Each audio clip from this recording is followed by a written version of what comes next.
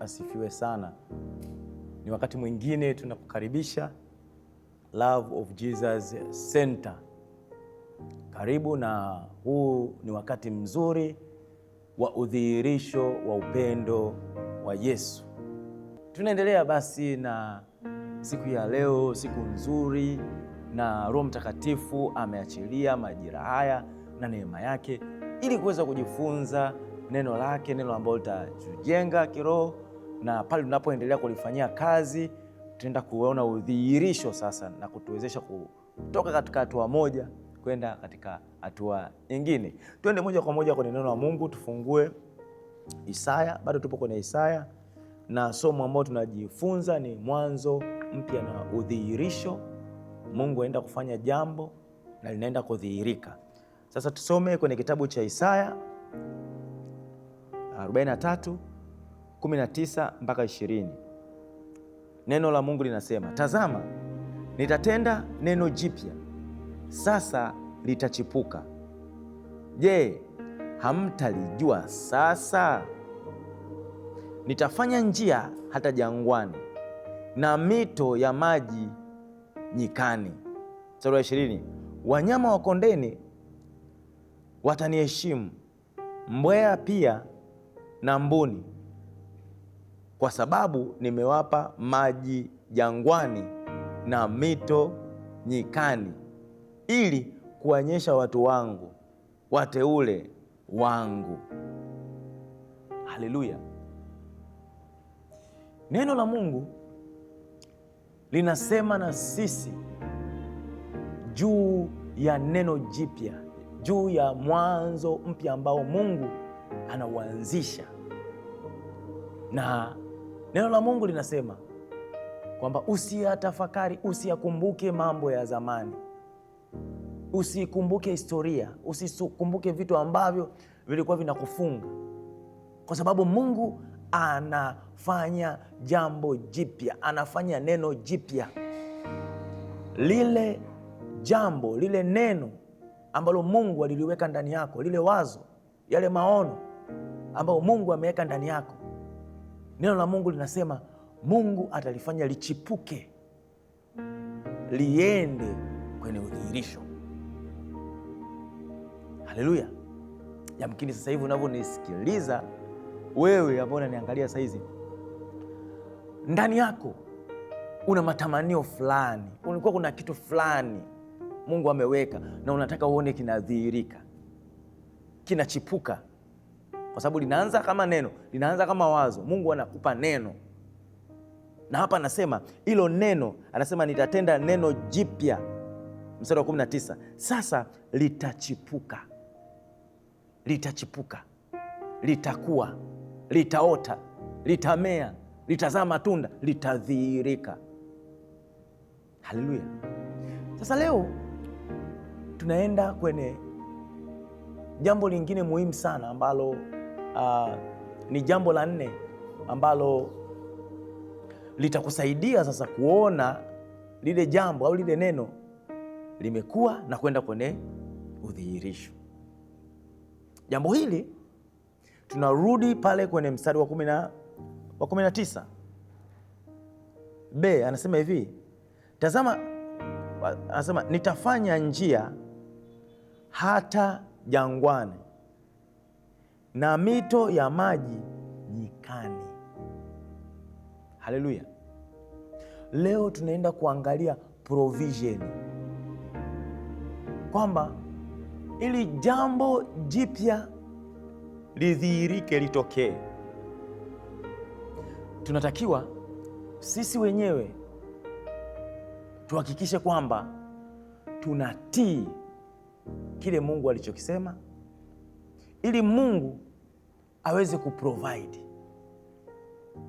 Kwa maana nyingine, Mungu ndio awe chanzo, Mungu ndio awe chanzo cha provision, kwa sababu anasema hapa ametoa, Mungu ameprovide, ametoa, ameweka, amefanya maji, mito ya maji nyikani, pale ambapo haiwezekani kufanya viwezekane, pale ambapo kuna ukame ameleta provision, ameleta maji, ameleta uhai. Sasa kuna kitu kimoja ambacho ni cha msingi sana ambacho kitakusaidia wewe ambaye Mungu ameweka jambo ambalo unataka uje ulione, na jambo hili ni swala zima la utii katika neno la Mungu, kwa sababu provision yoyote, supply yoyote inakuja pale ambapo utakubali kutii maelekezo ya Mungu, kutii kile alichokisema, kukaa kwenye ile njia. Provision inakuja pale ambapo utaamua kutii. Haleluya! Na hii najua ni changamoto ya watu wengi sana. Unajua ni rahisi mtu kulisikiliza neno, kuliweka neno, lakini kuja kwenye utekelezaji, au Roho Mungu, Roho Mtakatifu akasema na wewe kwa habari ya kitu fulani, alafu ukashindwa kuanza. Na hii imekuwa pia ni changamoto kwa watu wengi, kwa sababu Roho Mtakatifu anapoweka kitu ndani yako, usipoanza kukifanyia kazi, yani usipoanza kuchukua hatua, utakaa uone provision. Na ndio maana unaweza ukapata ndoto ya kitu. Usipoanza kuchukua kuomba, usipoanza kuchukua hatua ya kuanza kutafuta kujua, usipochukua hatua ya kuanza kufanya kazi kidogo kidogo, hutakaa uone provision, kwa sababu Mungu ana manifest pale ambapo wewe umeanza kutii kile anachosema. Kuna watu wanasubiri eti vitu vikubwa. Mungu anataka pale pale anaposema na wewe, anazungumza na wewe. Siku ya leo umejiona labda umewekea watu mikono, wamepona, umesaidia watu. Mungu anataka uanze. Jirani yako hapo unaweza kukuta mtu umekaa ajisikii vizuri, unaambia kwa nini tusiombe pamoja? Ukamuombea, kile kitu kinaanza kudhihirika. Kile kitu kidogo kidogo, kitu kinaanza kudhihirika. Kwa chochote Mungu alichoweka, anataka kwanza utii. Utaona supply hiyo, maji nyikani, vijito vya maji nyikani, jangwani, pale ambapo kuna ukavu, yeye ana provide, analeta maji. Ni pale ambapo unatii. Sasa kuna vitu vingi ambavyo tunaenda kujifunza kwenye neno la Mungu siku ya leo kwa neema yake, ambavyo tukivifuata utaona provision. Hem, tujifunze kwa mtumishi wa Mungu Abraham. Twende kwenye Mwanzo ile 12. Mwanzo 12, utachukua muda usome Mwanzo 12 mpaka 7. Ukisoma Mwanzo 12 utasoma kwa wakati wako, kwa sababu ya muda. Biblia inasema Abraham anaambiwa atoke kwenye nchi yake, atoke kwa jamaa zake, atoke nyumbani kwa baba zake, aende pale ambapo Mungu atamwambia. Hayo ni maelekezo. Kama vile ambavyo hiyo ndoto yako uliokuwa nayo, kama vile hayo maoni uliokuwa, kama hiyo biashara wewe uliokuwa nayo sasa hivi, lile wazo ambalo Mungu ameweka ndani yako, kafungue shule, nenda kafungue biashara fulani.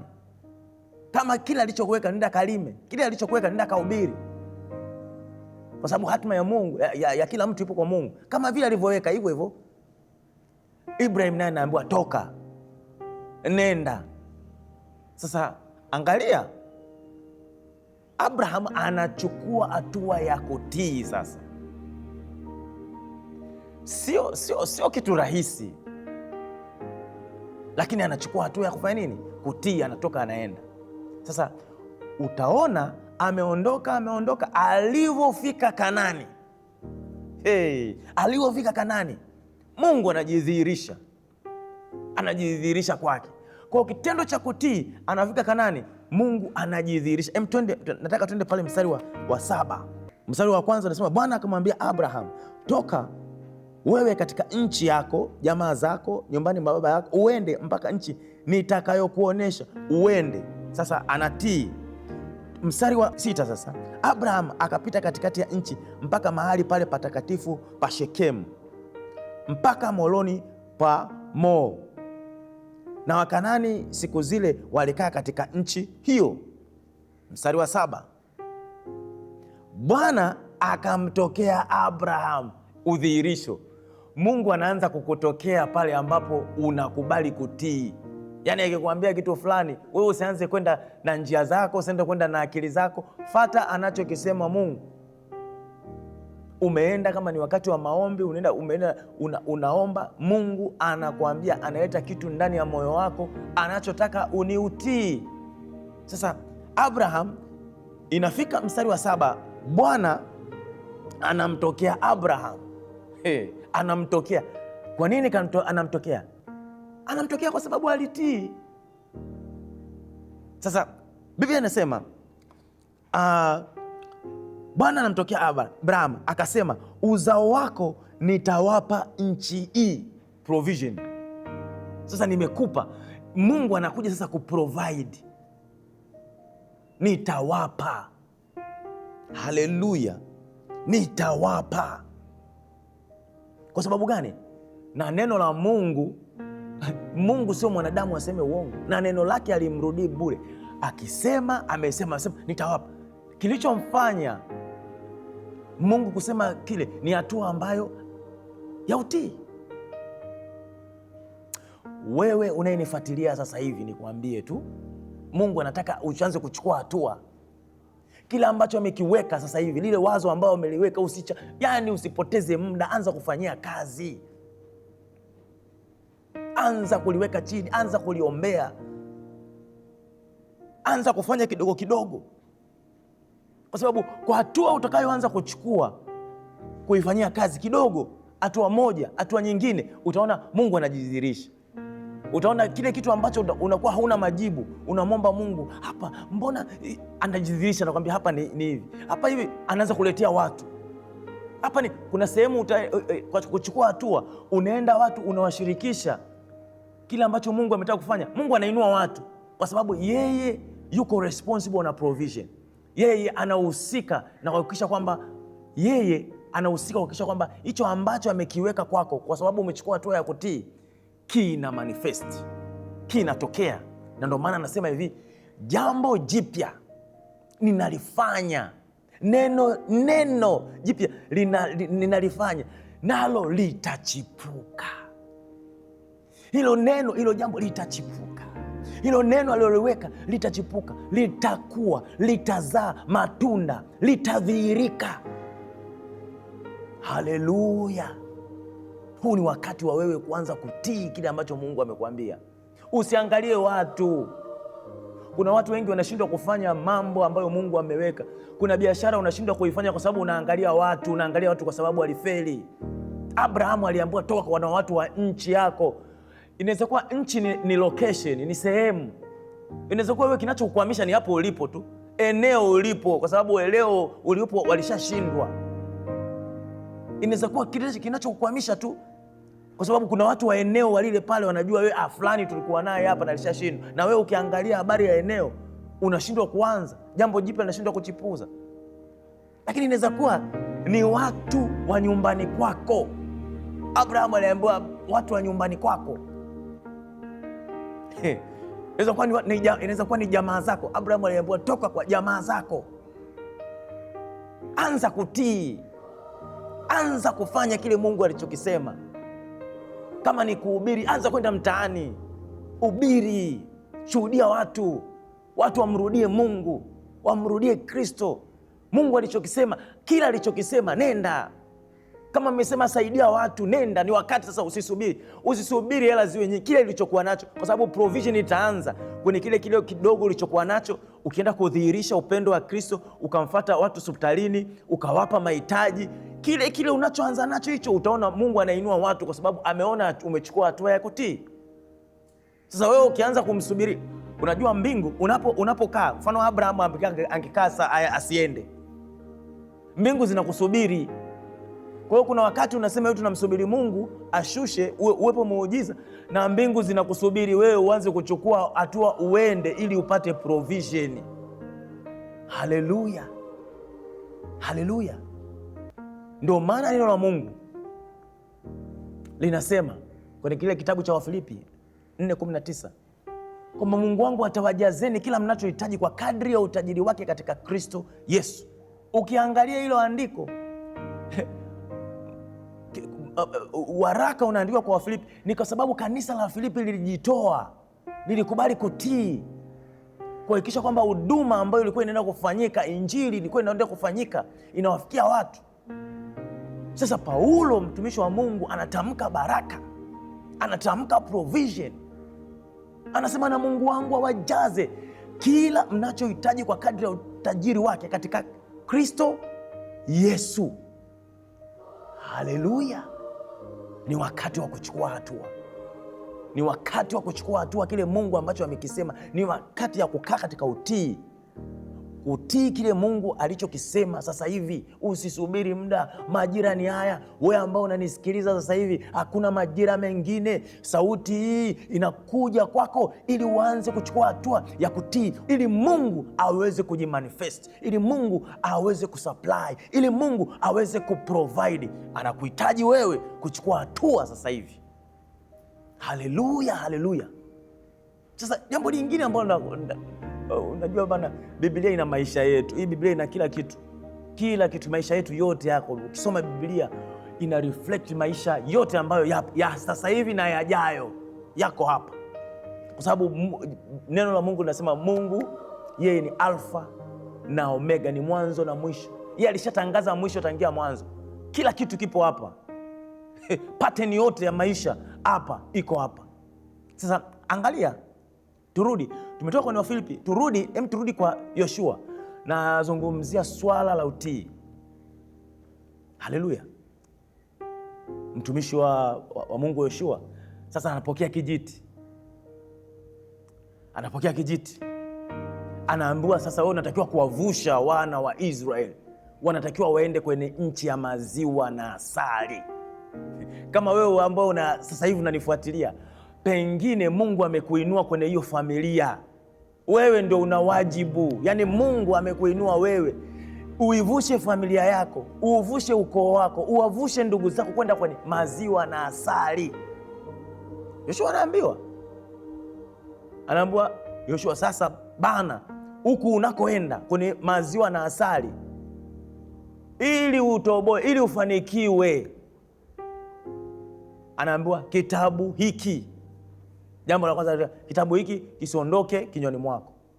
Haleluya.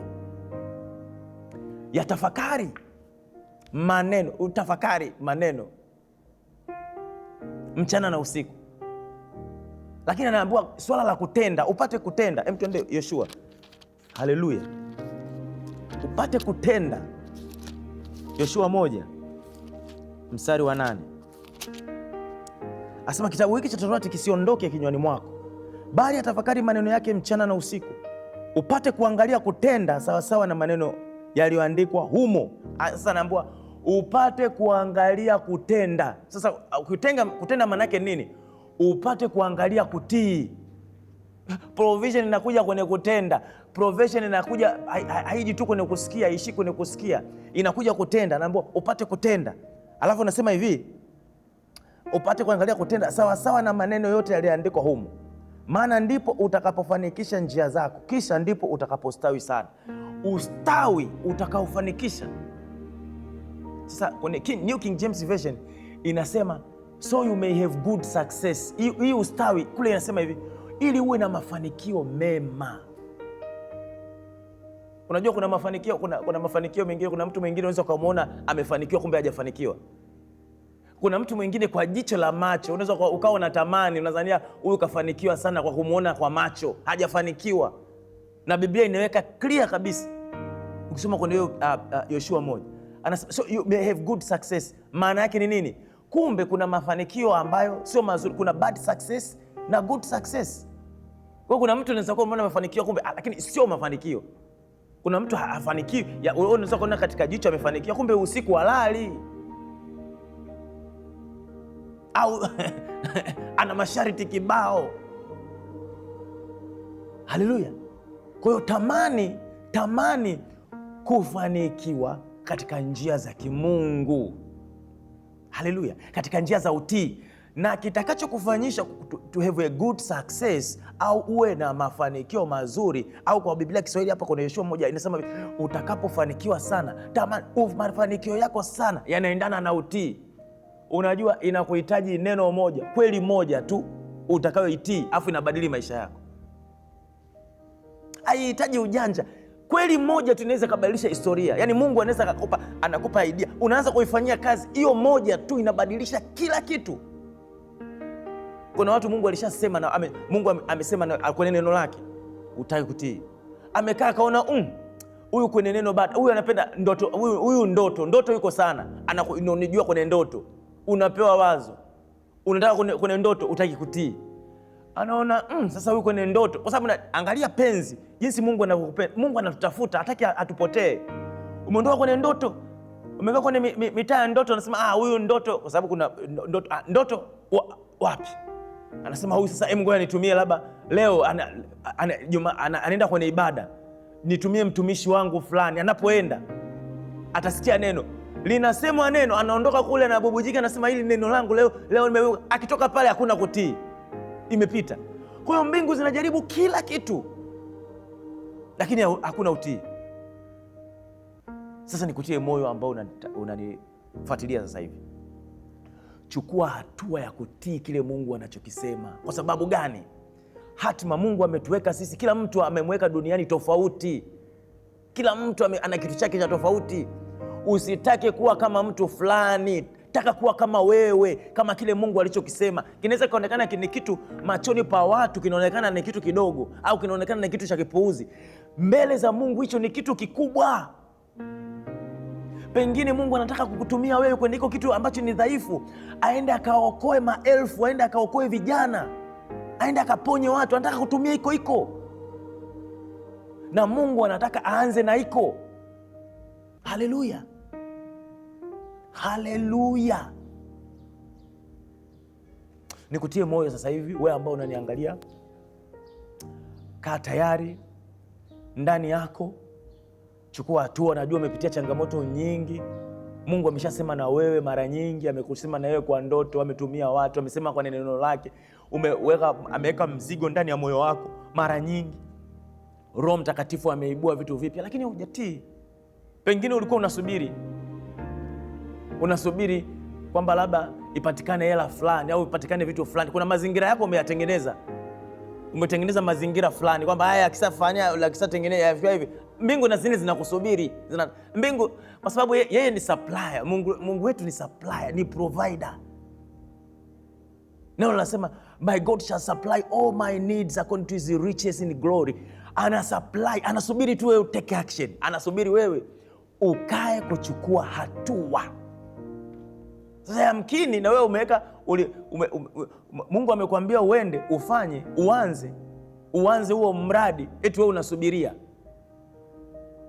Haleluya. Sasa nataka nikwambie tu, utakapotii, Biblia inasema hivi kwenye Zaburi, utakapotafakari